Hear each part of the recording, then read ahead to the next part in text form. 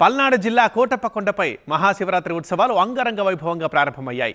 తెల్లవారుజామున 2 గంటలకు బిందె తీర్థంతో మహాశివరాత్రి జాతర మొదలైంది. శివరాత్రి ఉత్సవాల్లో భాగంగా విద్యుత్ వెలుగుల్లో కోటప్పకొండ మెరిసిపోతోంది.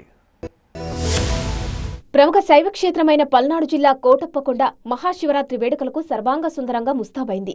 విద్యుత్ దీప కాంతులతో కోటప్పకొండ త్రికోటేశ్వర స్వామి ఆలయం కళకళలాడిపోతుంది. ఈ క్రమంలోనే కోటప్పకొండపై మహాశివరాత్రి ఉత్సవాలు షురూ అయ్యాయి.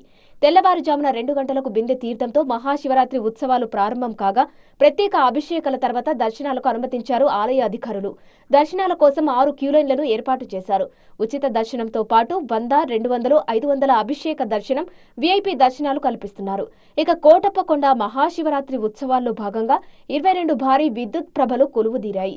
గురువాయపాలెం, కాకాని, పురుషోత్తపట్నం నుంచి 4 ప్రభలు, కావూరు, కమ్మవారిపాలెం, కోమటినేనివారిపాలెం, అమీన్ సాహేబ్ పాలెం, ఎడవల్లి, అప్పాపురం, మద్దిరాల, గోవిందాపురం, ఉప్పలపాడు గ్రామాల నుంచి ప్రభలు కొండకు చేరుకున్నాయి. భక్తుల కోలాహలం మధ్య విద్యుత్ ప్రభలు కొండకు చేరుకోగా ఓ విద్యుత్ ప్రభ ట్రాక్టర్ను నడిపి ఉత్సాహపరిచారు ఎమ్మెల్యే ప్రత్తిపాటి పుల్లారావు.